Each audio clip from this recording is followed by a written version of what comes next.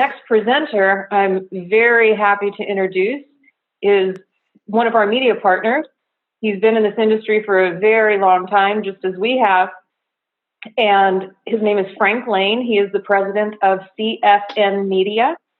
And what Frank's specialty is helping companies go from the brick and mortar to the online in communications and in preparing their businesses for accelerated growth.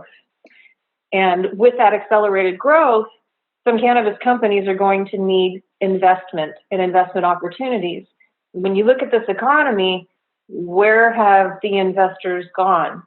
So Frank is here to describe a program that his company and his partners are now engaged in, and they are preparing cannabis companies to get in front of accredited investors that are ready now to invest in the cannabis industry. So without further ado, I'd like to introduce Mr. Frank Lane from CFN Media, and I will go ahead and get your slide deck ready. Thank you, Denise. This is Frank Lane with CFN Media. Can everyone hear me? Yes, Frank, sure can. Fantastic. Thank you, everyone, for taking the time.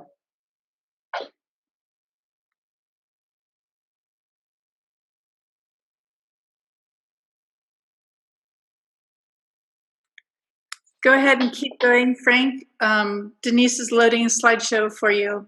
Fantastic. Well, again, my name is Frank Lane. I'm president and founder of CFN Media, and we're a digital media network and agency helping cannabis and CBD companies attract capital, investors, and media attention online. Our media site is Cannabis FN, F is in financial, N is in network.com. And you're going to see today that in helping companies attract investors and capital, we've developed a free online course, and you will see the URL that you can go to sign up for that course. And it will be administered through email, where every few days you'll get a new module in the course, one of 7, that will take you through the steps you need to prepare to raise capital. And the course will also include templates, documents, spreadsheets that will help you build all of the elements that you need in place to raise capital. And I'll be referring to that throughout my discussion today. But before we get into that, and as we queue up the slides, I want to talk about fundraising in today's current environment, that is the COVID world.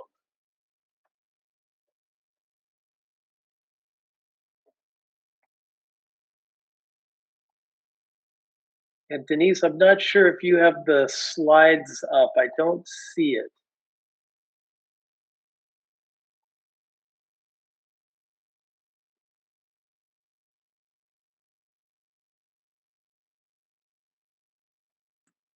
Hey, Frank, hold on just a second. I'm loading you up. Do you want me to start with here we go. I'll start with oh,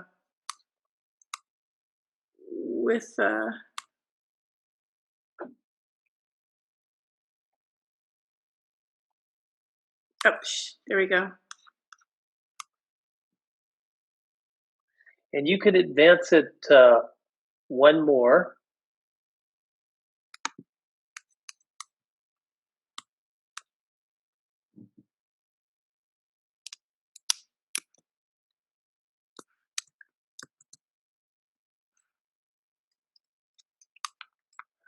Excellent. And so that is the URL that you'll visit to sign up for the free capital readiness course. You'll put in your email and you'll start receiving through your email course modules every few days, and they will take you through the steps necessary to prepare to raise capital.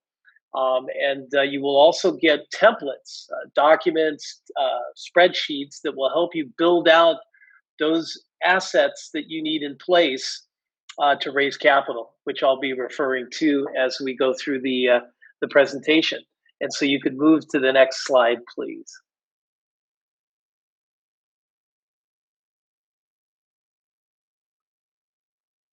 So fundraising in today's environment, we're all faced with struggling with COVID.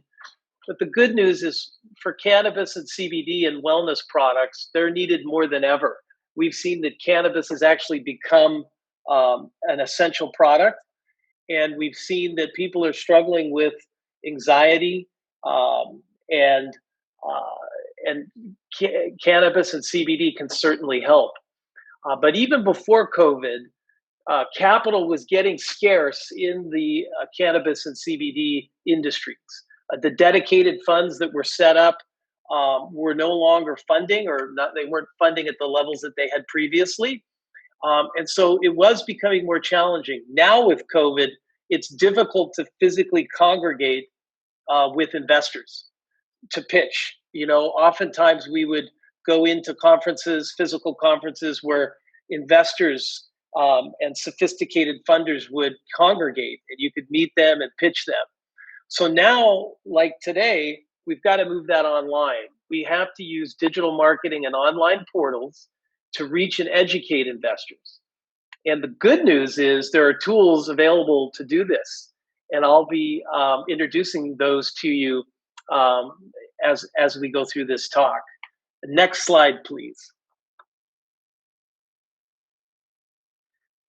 And so before getting into those tools that we can use, the online marketing and platforms, I just want to go through it, identifying the stage of your company and the capital sources. These are terms you're going to hear as you evolve through raising capital, as your company matures. Obviously, friends and family, those are going to be the first people in, the first money in. There'll be people that trust you and want your success. Angel investors are typically investing in startup companies. These are companies that are pre-revenue, but have a good idea, have a good team that may have had success before. Venture capital, that's typically for companies that have a product or service in place, they're making money, and now they need to raise capital to grow and become more valuable. Private equity, these are typically investors that are looking for proven companies with proven revenue models. These are sophisticated investors that will be investing. And then, of course, going public, those are for companies that have already had funding events. They're working with bankers, and they're going public to unlock even more capital. And so let's go to the next slide. Okay, let's go digital to raise capital. I'm going to take you through the kinds of equity funding platforms that are available, and the kinds of, and what's important when it comes to doing online marketing. So in terms of the equity funding portals, we've all heard of Kickstarter. Kickstarter was an early platform that helped companies raise capital through the general public. And investors, people that were interested in the company, could make an investment that was really a donation because they weren't getting any equity in return or payback of their money, but they would be rewarded in seeing that that company actually came to fruition and was able to deploy the product or service they were interested in. And so they could be rewarded by getting access to that product or service, or maybe a discount. But thanks to the Jobs Act that came about actually during the Obama administration after the financial collapse in 2010, and the Jobs Act, set up by the SEC, provided regulations to support equity-based funding, where investors will invest in your company and get equity in return. This helped companies raise capital, and it was really done at the right time when the whole economy was struggling. So thanks to that, those SEC regulations, there's now ways to raise capital through equity. And you'll see that there's a number of regulations, starting with crowdfunding, or Regulation CF. When this was first enacted, companies could raise up to 1 million. Now it's been advanced to 5 million. And if you think of crowdfunding, that allows anyone, really, the general public, retail investors, to, in many cases, invest in as little as $25. So very accessible to people. And you can tap really the broad population in terms of crowdfunding. And typically, when you're looking at crowdfunding, the companies that fit that the best are typically companies that are making a consumer product, a product that will have an affinity group of individuals. So if you're a CBD company, that could be a great crowdfunding opportunity, because you will both be tapping users of your product and potential investors. And there are a number of crowdfunding platforms. Republic is probably the most known and most mainstream. That's a crowdfunding equity platform for any kind of industry.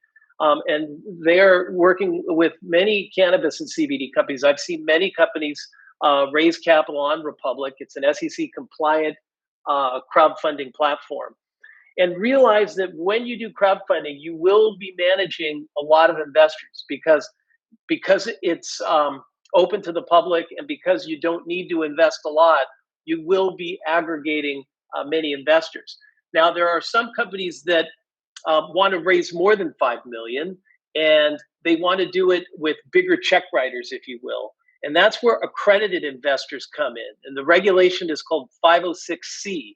And that will allow you to generally solicit your offering to the general public, but only accredited investors can actually invest and respond.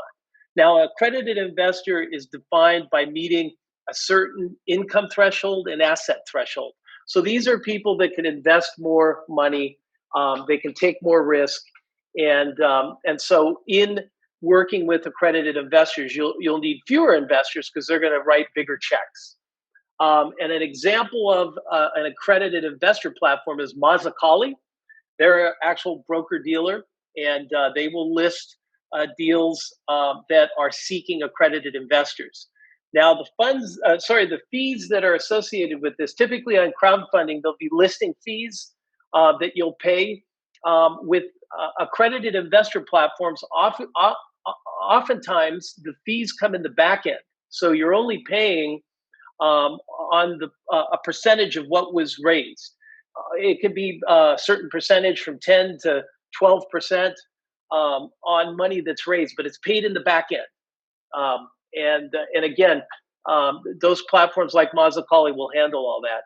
Then there's Reg A Plus, and that is a cheaper way, essentially, of going IPO. So these are companies that have raised capital, and now they're looking to tap even more capital through the public markets. And Reg A Plus is that SEC regulation where you can raise up to $50 million. And it's a lot less expensive than doing an IPO.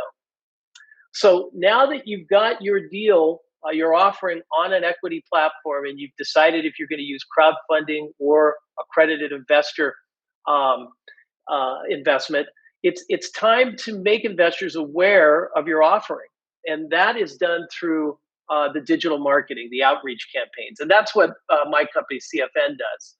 And essentially, this is going to target investors that are active in cannabis and CBD and would be interested in your offering. And then they would be driven to your deal on the equity portals.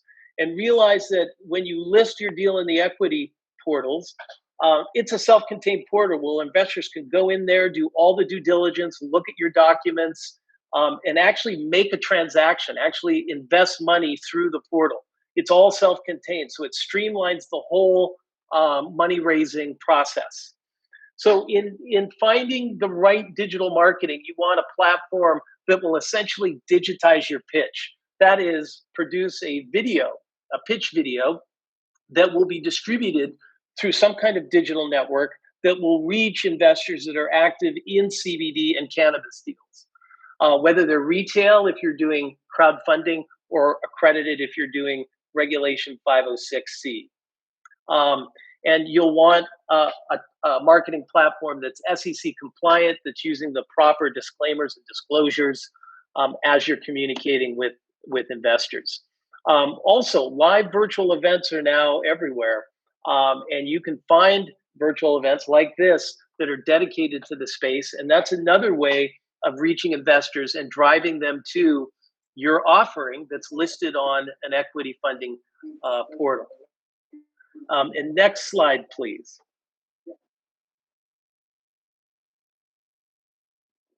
I wanted to say a word about the actual pitch and why it's important that you create a pitch video. And we're seeing this everywhere now on not only funding platforms, on companies' websites, on a YouTube channel. We have talked to many of the angel, private equity, and venture capital investors, and all of them have said the same thing when they're vetting companies. They would rather watch a video than read a deck initially. It allows them to go through companies and vet them quicker than having to read a deck. And so if you want to increase your success of finding investors, you really have to have a pitch video. It also shows the investors that you're viable, that you've taken the time to invest in producing video. And of course, now that we're in COVID, it gives these investors a chance to get to know you, at least through video, before meeting you in person. And so that's why the pitch videos are so important. Next slide, please. Okay, let's go to the actual e-course that we've set up that is free for you and provides actual templates. And you'll see that there's a checklist of items that need to be in place when you're raising capital. And that checklist you see here. And of course, the pitch deck, that's a PowerPoint presentation. That is what is really conveying the story of your company, your business model, and raising capital to investors. And you'll get an actual module dedicated to a pitch deck, what needs to go into it, and examples. A pro forma, that's essentially a document that shows you how you'll make money and how you'll pay back investors. Organizational documents detail the people in the company and their bios. A cap table is really what details who owns the company and what percentage. Investors want to know that. And of course, do you have board members? The valuation is very important. That's essentially setting how much your company is worth, and I'll be talking about that in a subsequent slide. But in order to raise capital, you have to set the worth of your company. And then term sheets, subscription agreements, offering memorandums, those are all transactional documents that investors will sign to make an investment. And then, of course, your business plan and executive summary, that describes your business and how you'll penetrate the market that you're going into and make money. So all of these will be outlined in the course, and examples and templates will be provided to build out each of these elements that you will need in place to start raising capital. The next slide, please.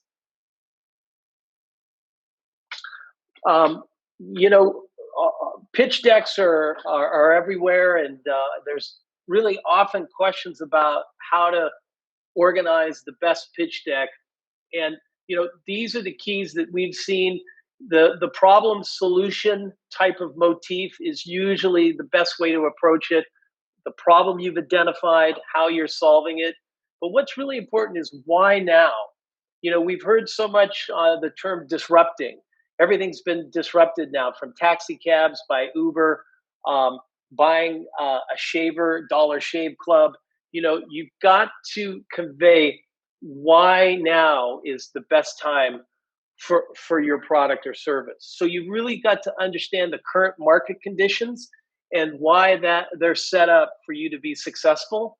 And it shows investors that you really understand the market you're going into. And of course, the value proposition, that's always what makes you unique. You're either better, faster, cheaper. Define what is valuable about your company in terms of being better, first to market, faster, cheaper.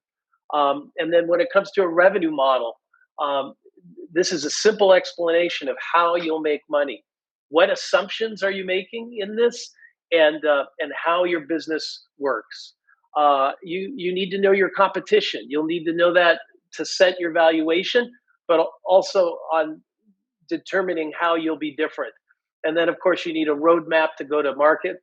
marketing. Of course, you need a good team, financials. Use of proceeds is really important because what that does is it shows investors the money that you're going to take in from them. This is how you'll deploy it in order to make your company grow and make money. So that's really understanding the cost for you to go to market is the use of proceeds. Next slide, please. Many people ask about a pro forma. Really, a pro forma is just an outline of the expected costs and expenses to run your company and the expected revenues, how you will make money, and how you will pay back investors.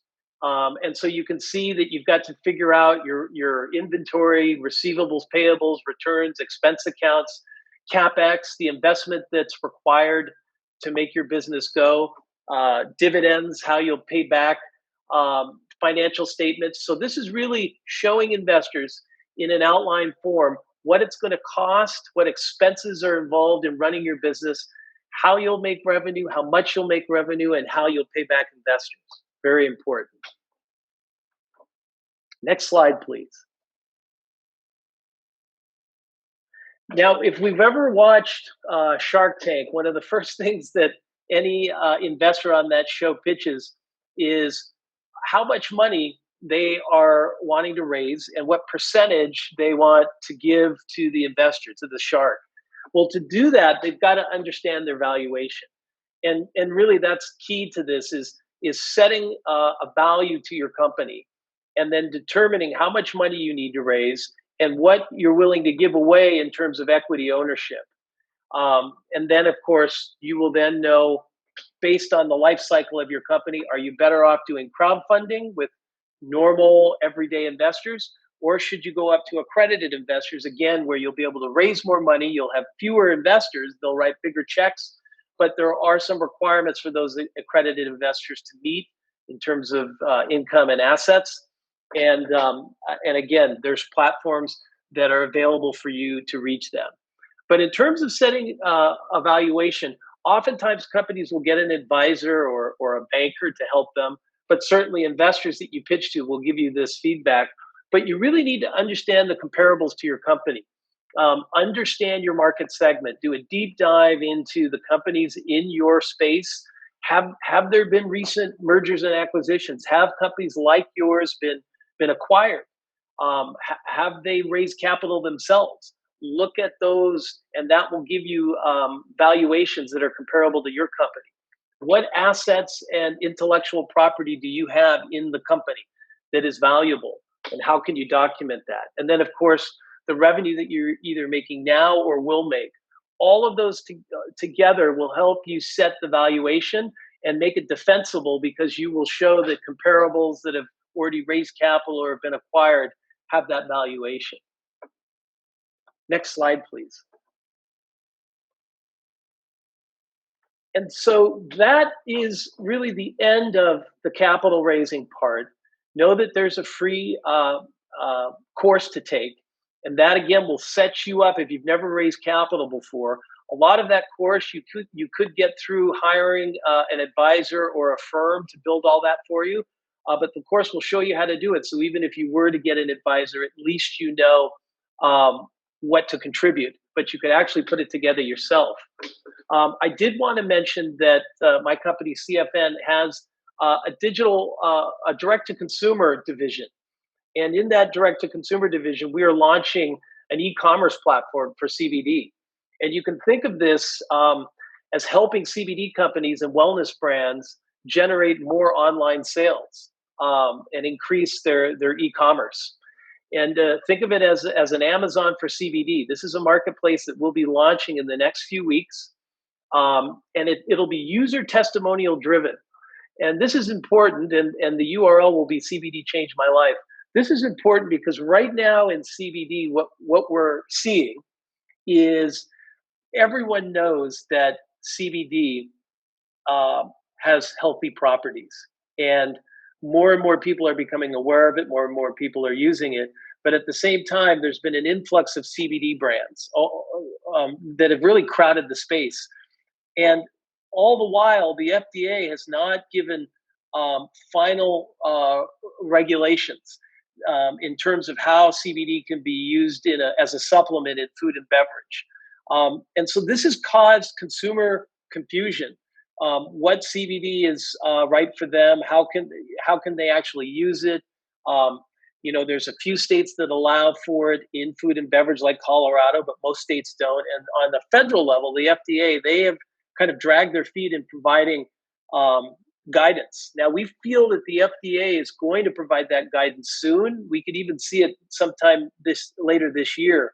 And so when that guidance comes in, it will help CBD companies understand those requirements for them to sell it in a food and beverage. And then it will become more widely available and appealing. But right now, we're kind of in this area where we're waiting for the FDA to give better guidance. But the consumer audience is very interested in it, wants to learn more. So how can you get your product out digitally without brick and mortar? Well, one way is to use online platforms. Now, there's platforms out there. Ours will be different in that it'll be focused on user testimonials. So we'll find actual users of the CBD products. We'll film them talking about how that product helped them with whatever ailment or lifestyle they were trying to improve. And in filming those actual user testimonials, consumers that go to our marketplace will be able to actually view, almost like a commercial, people that have used the specific product and hear from them, hear and see them talk about how it helped their lives. And that will help CBD brands authentically sell their products online. And again, the URL will be at CBD Changed My Life. This should be launching in a few weeks, and when it does, we'll let everybody know. But that's it for this presentation. I would love to take any questions, and if we go beyond that, certainly you can email me any questions that you have. Jessica, Denise, do we have time for questions, or did you want to move on? Well, I'll ask some questions. Yeah, sorry, I was muted. We have time. Okay. I'm about to get into the business. I want to start a company. How important is a business plan, and how much should I pay to have it done, or should I do it myself? Great question. I honestly think that there's tools available now where you can do it yourself. You can, and of course, the free course will help you do that. But there are examples that you can find of other companies. I'm sure you can find friends that have gone into business. It may not be a CBD or health and wellness business, but I really think that early stage company can do it themselves, and they don't have to pay for it.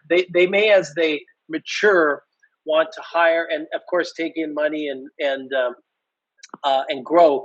May want to hire an advisor, or even put an advisor on the board, so that the advisor would be giving this kind of insight and help for free as a board member. But I think initially there's enough information out there where you can do it yourself. Thank you. Let's say I want to go forward and do a crowdfunding raise $1 million. How much money do you think a company should have in their pocket in order to pay for that? Yeah.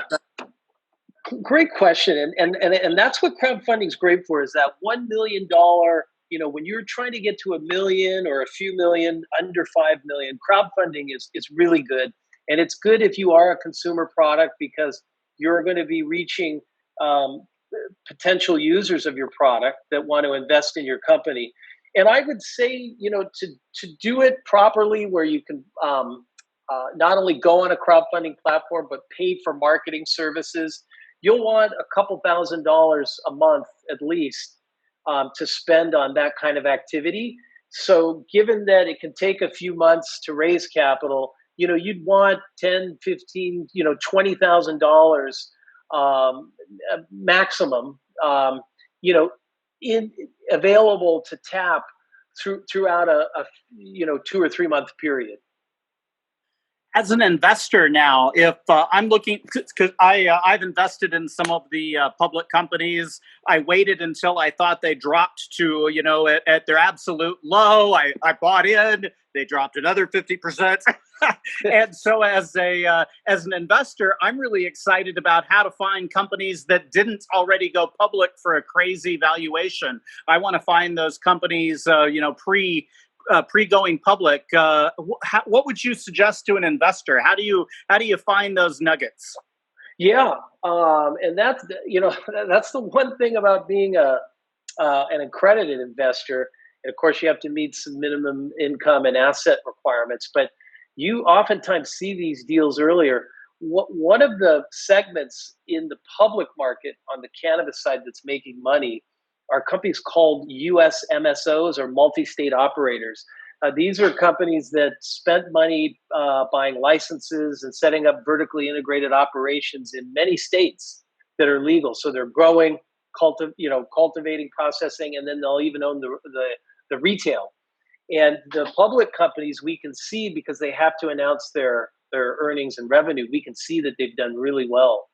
But there's a number of private US MSOs.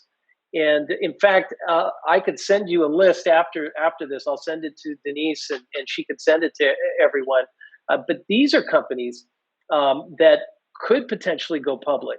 And investors could start looking at them now to be early investors, knowing that their model is making money. And now that more states are likely to go legal. In fact, in November, you could have Arizona, New Jersey, and a few other states go legal. So next year, I see an even bigger market for these multi-state operators. And so that would be one way, I think, to play the market in the next year. Well, Frank, I really appreciate your section. It was very informative, very educational. Thank you very much. Jessica and Denise, back to you. Thank you.